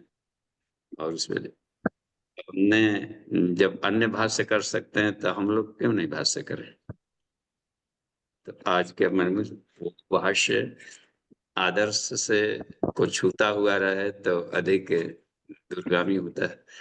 तो धन्यवाद कि थोड़े समय में ही सबके सार तत्वों को इन्होंने अपने ढंग से अनुभव किया और बताया और जिया भी है। अश्विनी जी, तो आशीष कुमार गुप्ता जी, तो ये तो ठीक है, जॉब में रहते हुए करना। और प्रोफेसर साहब भी हैं जॉब में रहते हुए, साइंस के प्रोफेसर होते हुए भी गीता पर देखा कि उनके बच्चों में भी गीता का अध्याय कहीं कहीं का पूरा चैप्टर के चैप्टर भी ये कर लिए। तो इसमें हम अभी जो बात आई थी एक ज्वलन, तो थोड़ा सा स्क्रीन पर उनको भी लाए, तीनों को हम एक साथ लाइए। तो अमन जी। जी जी बाबूजी जी। हाँ, अनिल जी को भी ला दीजिए और अश्विनी जी को भी, इनको आशीष जी को भी ला दीजिए। तो देखिए, इसमें एक अभी सुशील जी की बात आई थी प्रोफेसर साहब कि इसमें जो एक खास करके ये बहुत समुच्चय में आज भी क्रिटिकल है वर्ण व्यवस्था। बातें सब लोग कर लेते हैं बढ़िया बढ़िया, राम जी का उदाहरण दे लेते हैं, सेवरी का जूठा बैर खाइयो, समाज में ऐसा नहीं दिखाई पड़ता है, ऊंच नीच बना ही बना रहता है। तो हम एक बार एक घटनाक्रम बताते हैं कि राजस्थान के दौरे पर थे, 83-84 की बात है। तो एक ब्राह्मण विद्वान से बातचीत हो रही थी, कुछ जाति से ब्राह्मण थे। तो अब इस गीता के इस अर्थ को अपने ढंग से ले रहे थे, इस वाक्य को, चातुर्वर्ण्यम सृष्टम गुण कर्म विभाग। कहा कि हम लोग ब्राह्मण कुल में इसलिए जन्म लिए हैं कि कृष्ण भगवान बोले हैं कि हमारा गुण कर्म स्वभाव ब्राह्मण लायक था, इसलिए ब्राह्मण घर में जन्म लिए। और फिर कहीं ना कहीं पर पलट करके वहीं पर धड़ाम से ले ही जाते हैं सारे शास्त्रों को कि हमारा जन्म वाला जो राइट है वो कहीं ना कहीं उस पर मुहर लगती रहे। तो इसका समाधान पूज्य गुरुदेव ने प्रज्ञोपनिषद में साफ कर दिया है कि वो वाक्य कहीं ना कहीं पर छटक कर, भाग कर, निकल कर, भागने का एक रास्ता जो बचा हुआ था कि कहीं ना कहीं पर जन्म से उसको टैग कर ही कर दें। तो इन्होंने इसमें जो लिखा चाहते, उसमें लिखा है गुण कर्म स्वभावा नाम आधारेण विभाजनम वर्ण नाम भवती प्रायो जन्मना न महत्वगम। ऐसे इन्होंने इनको सूत्र दिया है इसमें देव संस्कृति खंड में। तो अब रह गया कि हम जन्म को कहीं ना कहीं पर मुहर लगाते ही लगाते हैं। तो फिर ये शूद्रास्तु जन्मना सर्वे पाश्चात्यांति द्विजन्मता, तो फिर संस्कार क्यों? फिर ब्राह्मण को भी जनेऊ संस्कार होता है, उनका भी होता है, सारे संस्कार कराए जाते हैं। उसमें रह गई बात न तक। तो कहीं ना कहीं पर हम लोग के इंटरप्रिटेशन में ऐसा जरूर होना चाहिए कि गुण कर्म इसमें कि तुम्हारा जो व्यक्ति अपने स्वधर्म का पालन करे। तो यहाँ पर तो निश्चित रूप से है कि उसको हम जन्म से के साथ में न जोड़ें। और किसी को व्यवस्था में आपात धर्म में सब कुछ संभाल लेता है, देखते हैं कहीं पर लेते। तो कभी परशुराम ने संभाल लिया था ये विभाग तक अभी इन्होंने संभाल लिया था। ये विभाग तो फैकल्टीज है जहाँ पर प्रतिभाओं की अकाल पड़ती है। एक ही प्रतिभा बहुत लोगों में रह सकती है, तो प्रतिभा के आधार पर ही हुआ कर, समझदारों की ना समझी। तो इसलिए अभी के समय में ये रख दिया है गुरुदेव ने, सबसे देखिए सबको व्यासपीठ दिया कि सभी जगह करावे करें। हम भारतीय हैं तो हम हर लोग का घर घर ज्ञानी मुनि पंडित होना चाहिए, और हर कोई अपना करावे तो मुर्तबाद का। आदिवासियों से भी यज्ञ करवाते थे पराशर ऋषि वहां पर सुंदी कुंज में सबसे। तो इसको प्रत्यक्षीकरण मिला है। तो हम थोड़ा सा कमेंट चाहेंगे प्रोफेसर साहब का।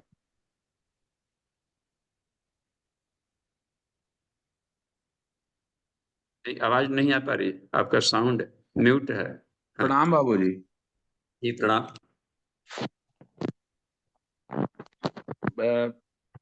तो परमात्मा के सभी अंश हैं, केवल यही सबसे बड़ा आधार है कि सभी का गौरव है और सभी यहाँ पर अपना कर्तव्य कर्म करने के लिए आए हैं। अपने को परमात्मा में विलीन करने का समान अवसर सभी को है, तो वो तो बिल्कुल सत्य बात है। जी अच्छा, यहाँ पर जो लग रहा है कि तुम्हारा अर्जुन के तू बार बार कर रहे हैं, तो युद्ध तू बार बार युद्ध में झोंक रहा है।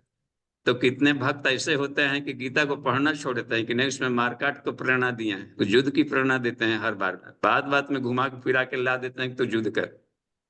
तो ये भी एक रह गया था। आज तो युद्ध जैसी बात नहीं तो हम गीता क्यों पढ़ें? तो ऐसे लोगों के लिए तो फिर ये बात आ गई। तो गीता को हमें ऐसा बनाना है कि युद्ध को ड्यूटीफुलनेस से जोड़ना ही पड़ेगा, नहीं तो वो केवल कथानक भर रह जाएगा कि वो तो युद्ध के लिए था, वहां पर भटक गए थे।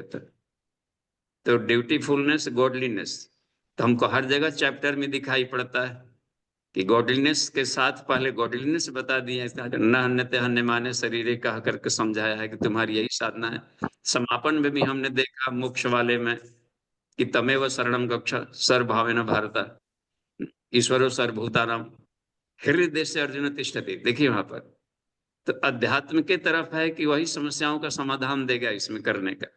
और उसमें रह करके यदि हम ईश्वर काम समझ करके, इन दिनों धर्म की रक्षा करनी थी, अधर्म में अपना फन फैला रहा था, तो उसमें अपने काम में सहयोगी बना करके लिए, तो हर मनुष्य सहयोगी ईश्वर काम में अपनी अपनी प्रतिभा के अनुसार लगाएंगे।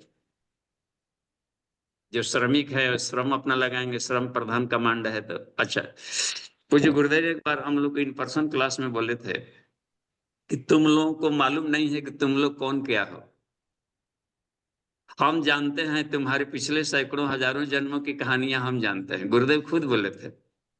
और कौन कौन ऋषि किस रूप में आ गए अभी हम बता देंगे, तुम में से कोई हमारा काम नहीं करेगा, सब हिमालय भाग जाएगा। तो ये कहने का मतलब हिप्नोटाइज कर दिए गए। तो ईश्वर को मालूम था कि इसके भीतर में वो है, क्षत्रियत्व का संस्कार अधिक है। हम लाख मना करेंगे तो भी वो बाद में तो युद्ध करेगा ही करेगा, क्योंकि जहां फुफकारता था लोग तो अपना बात इनको भी नकार देते थे। सुधनवा से युद्ध के बारे में बात हो रही थी, वो रोकना चाह रहे थे, फिर भी कहता कि आप तो समझते नहीं, देखिए कैसे इसी भदी भदी गालियां दे रहा है, हमारे क्षत्रियत को ललकार रहा है इन्होंने।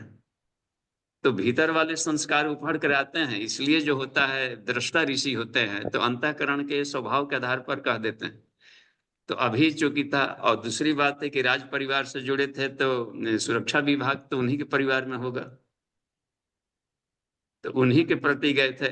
विश्वामित्र गए थे राम जी को मांगने के लिए, तो इन्होंने भी कहा कि इनको, इनके परिवार में सारी व्यवस्थाएं चल रही है तो ये लोग धर्म तंत्र को संभालें, अभी ये सुरक्षा विभाग को संभालें, दंडाधिकारी वाला संभालें, या इसमें हम मदद लें ये करने का। तो वो देखते हैं, ईश्वर देखते हैं हम लोग के जन्म जन्मांतरों के संस्कार के। हे अर्जुन, तुम्हारे हमारे सैकड़ों जन्म हो चुके हैं, तुमको नहीं मालूम लेकिन हमको मालूम है। तो एक एक संस्कार के आधार पर ही होता है। गुरु होता है वो देता है रुझान के आधार पर देता है कि इसके भीतर के मौलिक संस्कार हैं, तो अपने मौलिकता को पहचान करके हम दें। ईश्वर ने हम सबको अलग अलग प्रतिभा का बनाया है, तो हम अपनी प्रतिभा को पहचान करके लाभ दें और इसमें जिएंगे। तो ईश्वर को पाना है तो हर हालत में हमें ईश्वर को पाना है, तो अपनी प्रतिभा के आधार पर भी पा सकते हैं। तो स्वधर्म वाला बात वहां पर अच्छी जची है। तो कुछ आशीर्वाद देने के एक सार तत्व में बतावें प्रोफेसर साहब। बाबूजी जो अ, एक जैसे गीता जी के तीसरे या चौथे अध्याय में जो एक बात आई है कि लोकेऽस्मिन् द्विधा निष्ठा पुरा प्रोक्ता मया नघ ज्ञान योगेन सांख्या नाम कर्म योगेन योगिना। तो गीता में भगवान दो प्रकार की निष्ठा बताते हैं। अभी भाई जी ने भी इस बात को उद्धृत किया था, जो 3 प्रकार के योग की बात की थी, ज्ञान योग, भक्ति योग, कर्म योग। तो निष्ठा तो मूल रूप से 2 ही है। भक्ति योग भी है, लेकिन वो योग के रूप में मैं जरा उस बात को भी रखता हूं। ये ज्ञान निष्ठा और कर्म निष्ठा और ज्ञान निष्ठा, ये 2 निष्ठा है। अब जो ज्ञान निष्ठा है वो क्या है कि उसमें चौथे अध्याय में आया है कि सर्वम कर्माखिलम पार्थ ज्ञाने परिसमाप्यते।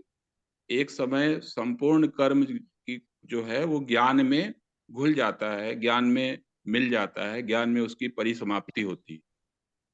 तो कर्म निष्ठा जो है, कर्म सामान्य रूप से क्या होता है कि हम भोगार्थ कर्म की ओर फंस जाते हैं। संसार से चिपकाव की वजह से हमारे जो कर्म होते हैं ना, हम अपनी सारी शक्ति का उपयोग केवल और केवल भोगों के संचय में करते रहते हैं। तो इसलिए जो भक्ति निष्ठा है वो उपासना के रूप में या कृति के रूप में हमारे ऋषियों ने हमारे मनोविज्ञान को देखते हुए हमें प्रदान की, जिसको हम साधना कहते हैं। तो बचपन से ही बच्चा जब गर्भ में है तभी से इसीलिए संस्कारों की व्यवस्था है कि शुरू से अभी ये बात भी आई ना कि कैसे अभिरुचि पैदा की जाए। तो अभिरुचि पैदा करने के लिए कर्म है, उपासना कर्म। बचपन से ही जब रगड़ाई होगी, बचपन से ही जब घिसाई होगी, बचपन से ही हम नियम संयम का पालन करेंगे, बचपन से ही नियम संयम का पालन करते करते उसकी समझ, उसका ज्ञान बढ़ाते जाएंगे। समझ के बिना जो करते हैं वो कर्मकांड है, और समझ के साथ जब करते हैं तो वो कर्मयोग है। तो भक्ति क्या है? भक्ति एक लिफ्ट की तरह है, भक्ति एक सीढ़ी की तरह है जो जो कर्म निष्ठा को ज्ञान निष्ठा से जोड़ती है। जब हम भक्ति करते जाते हैं ना, भक्ति को जैसे भगवान कहते हैं कि भक्ति कृति है या वृत्ति है। तो भक्ति प्रारंभ में कृति है, जब तक वो साधना के रूप में या उपासना कर्म के रूप में हो रही है तब तक वो कृति है।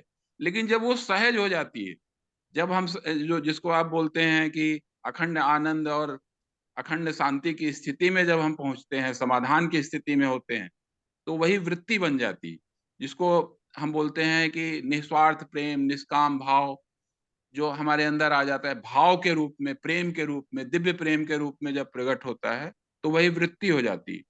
तो इसलिए भक्ति शास्त्रीय चीज है जो हमको कर्म से ज्ञान की ओर ले जाती है। और ज्ञान का मतलब, ज्ञान का जो सार है वो है स्वरूप ज्ञान। हमारा जो स्वरूप ज्ञान है वही है। समय हो गया है तो हम अपनी बात यहीं पे पूरी करते हैं। सर एक बात, ये जो आपने बताया ना, भी समझ के बिना जो करते हैं वो कर्मकांड बनता है, जो समझ के साथ करते हैं वो कर्म बन जाता है। तो ये समझ के बिना जो करने वाली बात है, जरा इसको थोड़ा सा कर दें, बस 30 सेकंड में।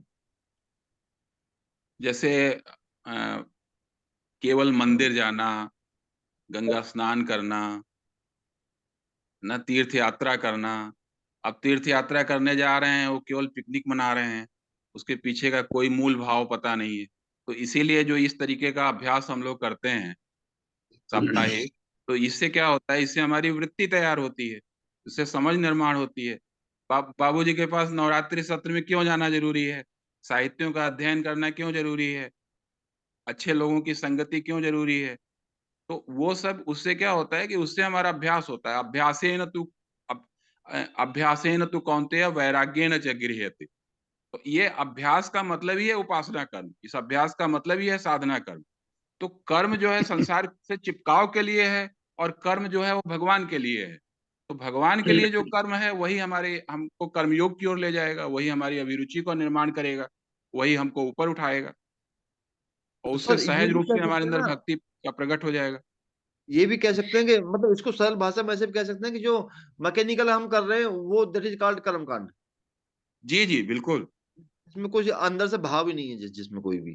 जी जी ठीक जी। है, धन्यवाद। और आज के डिबेट में बढ़िया से भाग लेने के लिए, और आज इंजीनियर साहब को भी कि आप बहुत तेजस्वी बनते रहे, निरंतर शोध करते रहे, हम लोग को समदर्शी समवर्ती का सही समाधान बताते रहे। और शांति पाठ आप करें जी आशीष जी।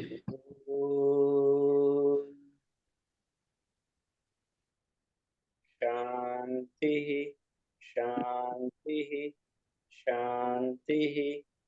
समाप्ति। सभी को प्रणाम। जी भैया बहुत बहुत आभार आपको, और अनिल भैया को बहुत बहुत आभार। जी बाबू जी को प्रणाम।